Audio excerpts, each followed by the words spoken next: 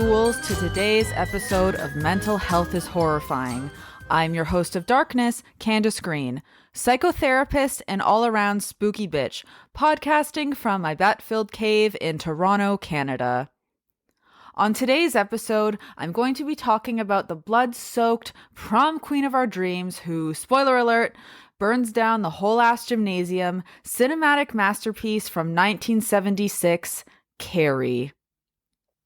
Now, I don't know about you, but not unlike Carrie, I was not a cool girl in high school. I went through a pretty intense growth spurt at around 14, causing my teenage girl body to completely flip out and leave me with a gnarly case of hyperhidrosis. That's a clinical term for being extremely sweaty all the time. I was a sweaty, gangly, anxious mess, and the boys did not exactly come a-runnin'. So I get it. I get Carrie. High school is hard, being a teenage girl is harder, and getting your period in front of a bunch of catty high schoolers is enough to make you erupt in a telekinetic rage, right? Today, I'm going to be talking about the film's portrayal of interconnected themes of religious trauma and abuse, shame, and the monstrous feminine. It's the night of the senior prom. The Bates High School gym is alive with excitement. Everybody is there, even Carrie White, the girl no one likes. We're all sorry about this incident, Cassie. It's Carrie! And everyone makes fun of her. Pray, Carrie! The girl who lives in that creepy house with her crazy mother. Help the sinning woman see the sin of her days and ways. Show her that if she had remained sinless, the curse of blood would never have come on her. The girl with the strange power. If I concentrate hard enough, I can move things. But tonight, no one will laugh at Carrie. If you don't have a date to the prom next Friday, would you like to go with me? She's with the best-looking boy in the senior class. He's trying to trick me again. She'll be voted queen of the prom. You know, I can make sure that you don't hurt Carrie White anymore. For Carrie, it will be a dream come true. For everyone else, it will be a nightmare. Carrie. A new film by Brian De Palma. Based on the chilling bestseller.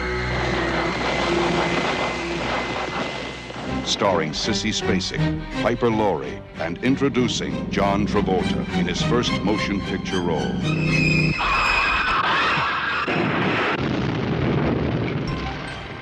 If you have a taste for terror, you have a date with Carrie.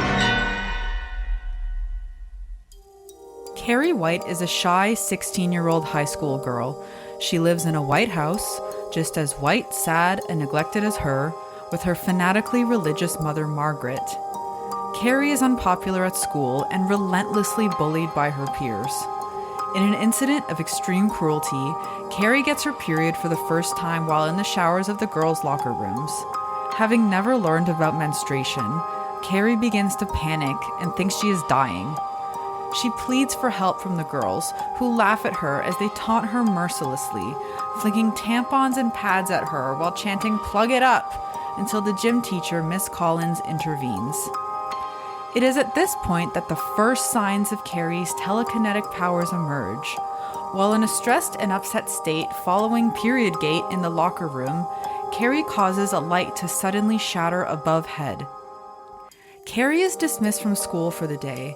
After arriving home, Margaret tells Carrie that her menstruation was caused by sin, and she locks Carrie in an altar-like prayer closet to pray for forgiveness. At school, Miss Collins reprimands Carrie's tormentors, punishing them with week-long detention during gym class.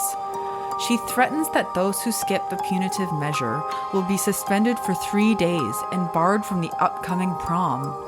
However, Carrie's longtime bully, Christine "Chris" Hagrinson, walks out and gets excluded from the prom. Meanwhile, classmate Sue Snell feels guilty for participating in Carrie's taunting and asks for her hunky boyfriend, Tommy Ross, if he can take Carrie to the prom. Perhaps having a soft spot for Carrie after she called his poem beautiful in English class, Tommy agrees to ask Carrie to the prom, much to both her confusion and that of everyone else at the school. But a simultaneous, more sinister plan is afoot for Carrie's prom. Chris and her hunky boyfriend Billy decide to play a cruel prank on Carrie. They plot to rig the prom king and queen voting to ensure that Carrie wins, and orchestrate for a bucket of blood acquired from a poor, helpless, sweet, innocent pig that these jerks murdered to humiliate Carrie. Carrie readies herself for prom, making herself a beautiful pink dress to wear, while her mother cautions, "They're all gonna laugh at you." Her mother witnesses Carrie's telekinetic powers and states, "Thou shalt not suffer a witch to live," before Carrie departs for the prom, which ironically is what my mother said to me before my prom. Carrie enjoys her prom experience and is bashfully delighted when her and the hunky Tommy are, though through an evil plot, declared prom king and queen. As Carrie stands on stage with Tommy, she gleams with pride, feeling finally accepted by her peers. Sue Snell, from behind a wall, witnesses Chris and Billy under the stage preparing to dump the blood on Carrie. Miss Collins, erroneously believing Sue to be up to no good, quickly hurries her out the door, shutting it behind her. The blood is dumped all over Carrie, humiliating her and bringing back all her feelings of rejection and shame in the face of her peers. They were indeed all laughing at her, thus unleashing Carrie's telekinetic rage. Carrie seals the exits, unleashes fire and brimstone, burning the entire gymnasium and all those trapped inside. Carrie then exits the gym and seals the door behind her, trapping staff and classmates to an eternity of damnation. After Carrie bathes herself at home, Margaret reveals that Carrie was conceived when her husband was drunk, an act that Margaret shamefully admits she enjoyed. She comforts Carrie, but then stabs her in the back with a kitchen knife and begins chasing her through the house. Carrie levitates several sharp implements and sends them flying towards Margaret, crucifying her. Then she destroys the house and perishes herself. Sometime later, Sue, the only survivor of the prom, has a nightmare in which she goes to lay flowers on the charred remains of Carrie's home, upon which stands a for sale sign vandalized in black paint with the words, "Carrie White burns in hell." Suddenly, Carrie's bloody arm reaches from beneath the rubble and grabs Sue's forearm. Sue wakes up screaming and writhing in terror as her mother tries to comfort her. Carrie is directed by Brian De Palma and is based on Stephen King's and King of My Heart first novel of the same name published in 1974. First developed as a potential magazine submission and rescued from a fate in the garbage bin by King's wife Tabitha after she recognized its promise. It was the first book that the writer got published, and while it wasn't initially a success when it hit shelves in 1974, it eventually became a success in paperback. It was the work that kickstarted King's remarkable legacy in print, but of course, that's not all. It was also the work that led to what has become an incredible relationship with the master of horror and Hollywood. Carrie is one of the few horror movies to actually be nominated for multiple Academy Awards, because horror gets no love when it comes to awards. It's a crime. Sissy Spacek playing Carrie and Piper Laurie playing Margaret were both nominated for Best Actress and Best Supporting Actress, respectively. Spacek actually won the Best Actress award at the National Society of Film Critics, where Brian De Palma won the grand prize for directing. Also of note in this film is John Travolta in all his 1970s dimpled glory as Billy. Following its success, years later, Carrie now has a massive legacy.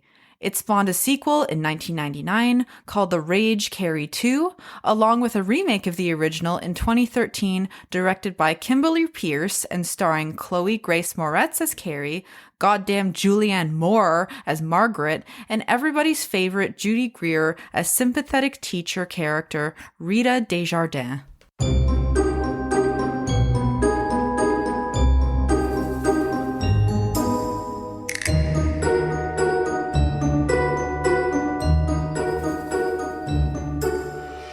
As revealed by Stephen King in his memoir On Writing, the inspiration to write Carrie came from imagining the most horrific scene that he could. Get this, a teenage girl has her period for the first time in a public school shower, leading all of her classmates to laugh at her and pelt her with tampons.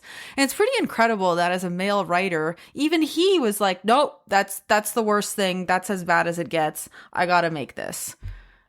The female body being portrayed as monstrous is a concept really well explored by Barbara Creed in her book, The Monstrous Feminine.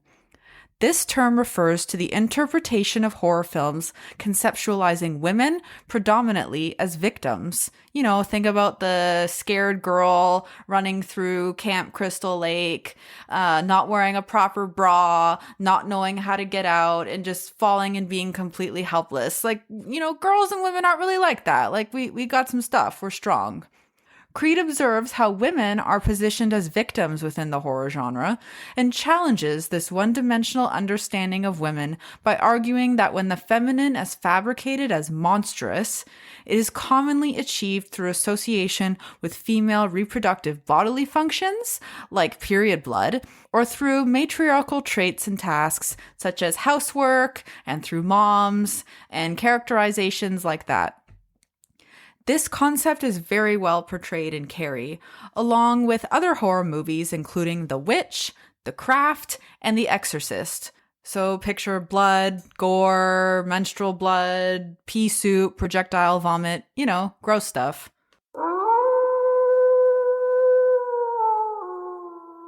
So in this first scene of the movie where Carrie gets her period in the school showers, she is portrayed as a sort of grotesque and monstrous figure. We oscillate from a scene where the other girls in the locker room are prancing around in 70s slow-mo, in the nude to soft mood music, and this is being heavily contrasted with Carrie in the shower alone, suddenly aware of the massive amount of blood streaming down her leg. Her posture is sort of hunched over in a kind of Igor character sort of way, and she lurches out of the shower, hands covered in her own menstrual blood, desperately reaching out to her classmates to help her while they recoil in fear and begin mocking her cluelessness. When she arrives at the office with Miss Collins, we can also see the principal's disgust and discomfort with this girl who's just sitting in his office on her period, while Miss Collins has blood on her shorts from Carrie clinging to her. He looks like he absolutely wants to jump out the window at the mere mention of menstruation, to the extent that he doesn't even ask Carrie about the upset that she just experienced and the mocking, but he just kind of rushes her out of his office as quickly as humanly possible. The onset of Carrie's period, and in particular under such traumatic circumstances, triggers Carrie's telekinetic powers. While Carrie becomes aware of them, she researches them so cutely at the school library and quite sweetly finds it under the category miracles. Meanwhile, her mother assures her that they are actually Satan's power. And Carrie's cluelessness about not knowing what her period isn't really her fault. And this is where we start seeing some of the impacts of the religious abuse Carrie has experienced throughout her life.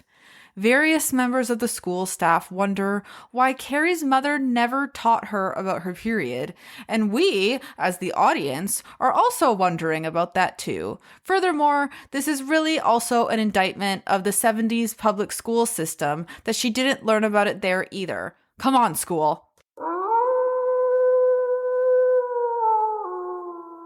So we see Carrie walk home in a sort of shame that seems to consume her. Her eyes are cast towards the ground, and she escapes directly to her room. And it's no wonder she feels this way, right? Because especially with a fundamentalist Christian upbringing, I'm sure Carrie is well aware of the fact that the fear of the female body and sexual maturity is straight up biblical. In Sadie Doyle's book, Dead Blondes and Bad Mothers, she states, "In Christian myth, even the apocalypse is female. The book of Revelation prophesizes that the end of times will be ruled by a lustful queen who carries a golden chalice full of abominations and filthiness of her fornication. She appears drunk on the blood of saints, covered in jewels, and riding a scarlet beast with 7 heads. And upon her forehead was a name written, Mystery, Babylon the Great, the mother of harlots and abominations of the earth. Which, sounds awesome. Sign me up for that. She continues, Aristotle famously concluded that every woman was a mutilated male.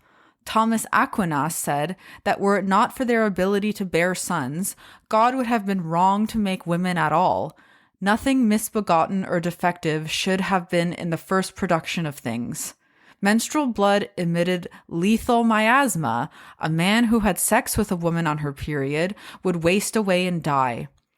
Female sexuality was insatiable. If given free rein, women would seduce the devil himself and use the resulting satanic powers to enslave mortal men. Even in utero, the female body was vampiric. You could tell that a woman was having a daughter if she became uglier over the course of her pregnancy. A girl always stole her mother's beauty. Carrie is abused for entering puberty. Margaret slaps her to the ground after receiving a call to the school about the incident. Being completely unconcerned, this is sort of a pattern, with the traumatizing incident Carrie experienced at school at the hands of her peers, her mother instead berates her and begins reading Bible scripture to her concerning sin, weakness, and the first sin being intercourse. Reading a passage about Eve, she says, if she had remained sinless, the curse of blood would have never come upon her. Margaret locks Carrie in the prayer closet, kicking and screaming in complete hysterics, quite understandably, and she's in this closet outfitted with a gnarly-looking zombie Jesus figure that Carrie is supposed to repent to, which mirrors a practice that still exists today in many parts of the world, unfortunately, where girls are not permitted to participate in schools, family life, or even enter the home while on their periods, and are banished to sheds, believing that they will bring curses, deformity, and illness to people and animals while menstruating. Shame in this context is heaped upon the female body. It is characterized as other, monstrous, disgusting, and even dangerous. Carrie's maturing body is the gateway to all of Carrie's sin. As her mother says, and again, as we move through this, I won't attempt this in her southern-sounding accent to spare you. First comes the blood, then comes the boys. When Carrie puts on her beautiful pink prom dress that she made herself, her mother gazes upon her breasts and says, "I can see your dirty pillows," which is perhaps my second favorite term for boobs behind yabos, coined by Max Dennison in Hocus Pocus in 1993.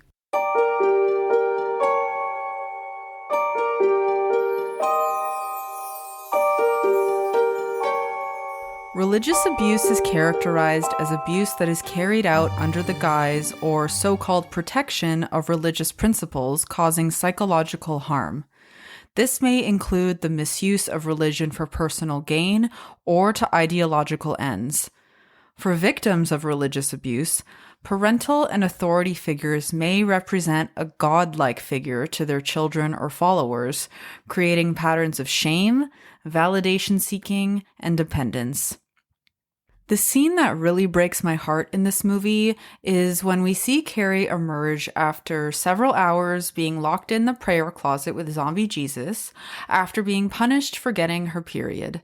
Carrie seems to have composed herself, calmed down, and she sheepishly approaches her mother at her sewing table.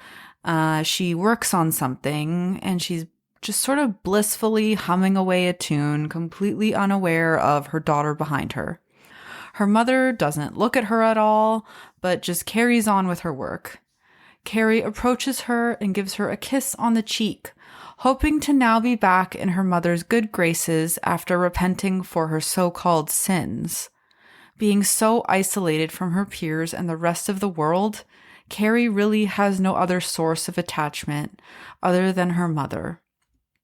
enacting the role of a child who has done something wrong, who is disobedient and bad, and now wants their parent to love them again, is unfortunately something that is commonly observed among children who have experienced religious abuse, or even just emotionally abusive, inconsistent, or volatile parents like Margaret.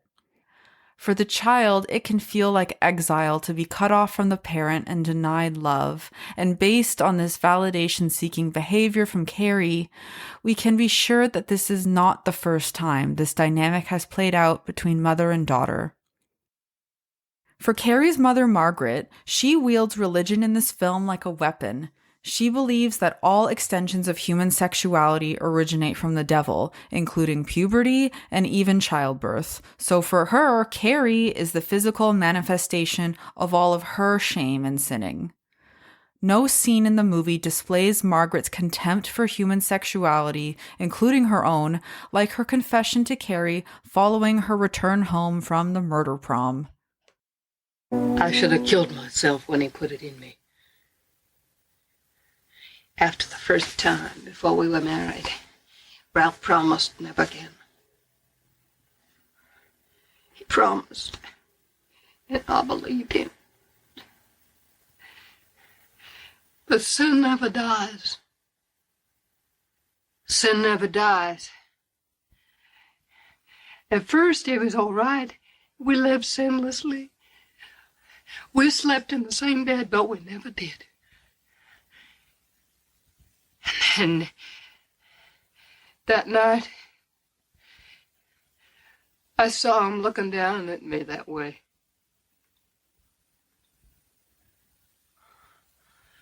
We got down on our knees to pray for strength.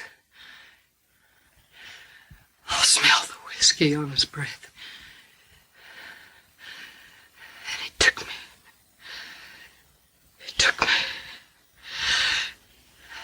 With the stink of the filthy roadhouse whiskey on his breath. And I liked it. I liked it. Well, that dirty touching of his hands on me all over me. I should have given you to God when you were born. And I was weak and backsliding. But now, the devil has come home. Oh. We'll pray. Religious abuse of this nature is insidious because it makes the world smaller for a teenager like Carrie who is just trying to figure out who she is in relation to the world around her and where she belongs. When any steps she takes outside the confines of her religion are considered sinful by her mother, her world shrinks, filling her both with shame and feelings of isolation.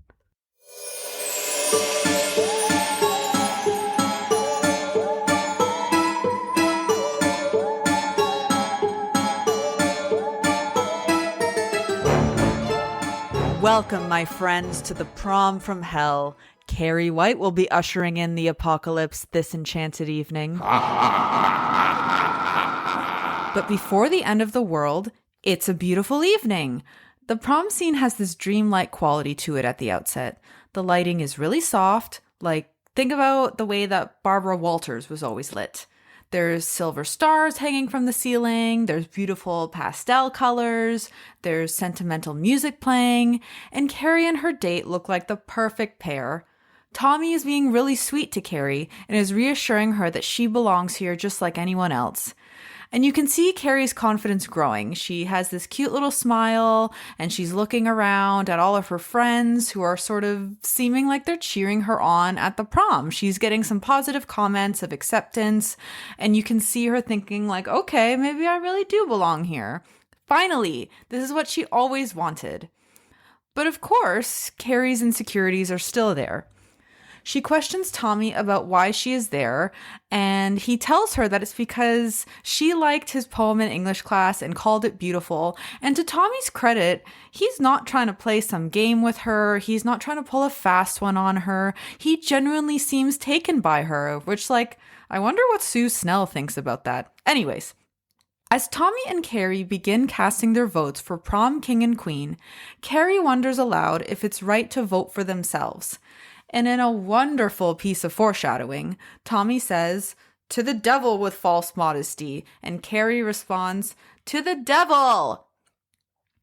Of course, Chris and her goons have rigged the voting to ensure Tommy and Carrie win so they can dump blood all over her and humiliate her. And then it happens.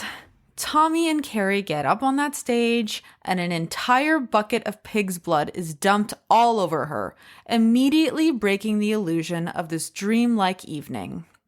And now comes the apocalypse carried out by women, as foretold. First things first, sinners will be punished. Chris is a sinner for her disobedience of authority, for using sex to convince her hunky boyfriend to humiliate her as revenge, a true Jezebel. Even Miss Collins is a sinner at the prom. At first, she was Carrie's guardian angel or supportive maternal figure. She was looking out for her, helping her to see herself as capable and lovable. But in Carrie's mind, Miss Collins is laughing at her too when she is humiliated as the prom queen, having committed the ultimate sin for Carrie, betrayal. And don't you just hate that? When your mom tells you that something is going to happen, like Carrie's mom did, they're all going to laugh at you and you're like, yeah, sure, whatever, mom. And then it does happen. Ugh, it's the worst. The only one who is seemingly spared from the apocalypse is the one who sufficiently expressed her guilt and repented, Sue Snell. The guilt she felt for participating in Carrie's locker room humiliation ate her up, and as a result, she gave up her own prom experience and hunky boyfriend for Carrie. She tried to halt Carrie's prom queen humiliation, but Miss Collins wrongfully assumed she was up to some shenanigans and hustled her out, unknowingly sparing her from the apocalypse about to unfold. In the end, though, Sue's guilt follows her. During the final scene of the movie, we experience Sue dreaming about visiting Carrie's makeshift grave and suddenly being grabbed by Carrie White's bloody arm from beneath the rubble. Sue wakes up screaming, unable to shake the dream. Because, in the end, friends, as Margaret White warned us, sin never dies. This fake-out ending in the movie by Brian De Palma, by the way, paved the way for future horror movie jump scare endings where you think you're safe, but you're really not, a la Friday the 13th in 1980. Continuing her apocalyptic rage, after being attacked by her mother upon her return from the prom from hell, Carrie levitates several sharp objects and sends them flying towards Margaret with her telekinetic powers, and crucifies her, sort of in the same position as zombie Jesus from the prayer closet. She then destroys the house and perishes herself. Of course, no one should ever actually act out any form of violence against others. But if we look at finding a safe space or outlet to express one's rage, this can actually be an incredibly therapeutic activity. So people are often shaded for liking horror movies. We're told we're weirdos, we're perverse, we're gross, or somehow wrong for participating in a genre that is so violent and dark and macabre. But as Stephen King says, horror is a place to lay down your fears for a couple of hours, and people do kind of gravitate towards horror when times are tough. When you finish, you've had a place to put your fears for a little while. You've been able to say, these problems are much worse than my problems. The horror genre itself is a mirror to society. Its works, whether they be books, films, or otherwise, reflect political, mental, and cultural themes and fears present within the zeitgeist. Denying feelings that one is having, including rage, like Carrie, can bury them in shame, leading them to fester and come out sideways, as I like to say. That means they're going to find a way out somehow, whether you like it or not, like maybe accidentally on purpose burning down the school gymnasium with your telekinetic powers. Just an example.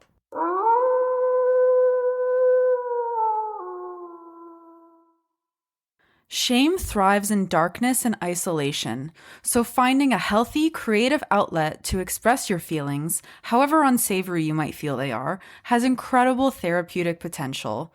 This can take many forms. Certainly, simply talking about feelings that may feel forbidden can be so liberating. Simply voicing them to someone like a friend or a therapist lets them out into the light, and the effect of someone accepting and understanding where they are coming from can be incredibly transformative. You can draw about them, you can dance about them, you can punch pillows about them, you can write a song, you can dream about them.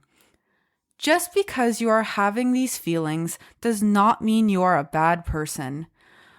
You can be a witness and acknowledge that the feelings exist and send them some empathy.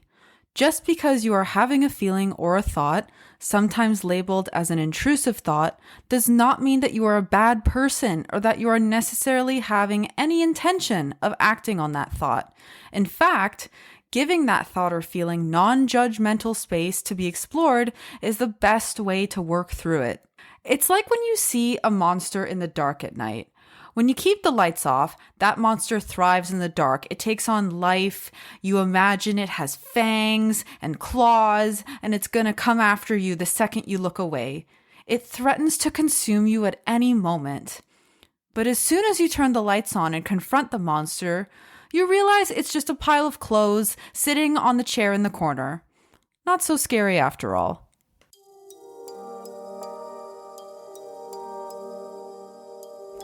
I really wonder about the decision to name her Carrie, because she does seem like she's carrying so much throughout this movie, including her mother's shame, a shame that never belonged to her in the first place. By the time we meet a teenage Carrie, her mother is already a notorious outcast in the town for her extreme religious beliefs and harsh behavior from even when she was a teenager herself. Carrie's teachers, who have been teaching at the school for decades, rejoice that they did not have her mother as a student. Neighbors experience a sense of dread when they see Margaret White knocking at their door to spread the word of God. The town where Carrie lives seemed to carry a preordained disdain for the daughter of Margaret White, holding Carrie responsible for the sins of her mother. Knowing that Margaret was a terror, even in her high school years, we can only wonder what her family was like growing up. Carrie is metaphorically coated in shame at the prom. The pig's blood mirrors the shame of her own menstruations, her own budding sexuality, her warm feelings towards Tommy, and of being her mother's daughter.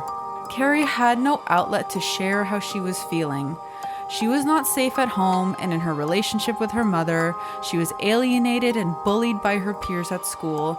And I'm going to go ahead and assume that her mother wouldn't have been keen on Carrie talking to a therapist because of satanic concerns, which I mean, like if she was talking about me, that's fair.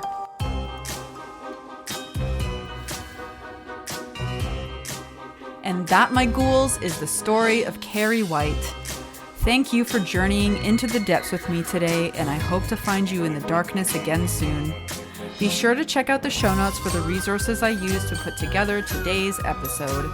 If you are interested in working with me, be sure to visit my website, manymoonstherapy.com, or you can also howl at the moon and I will hear your call. Bright blessings.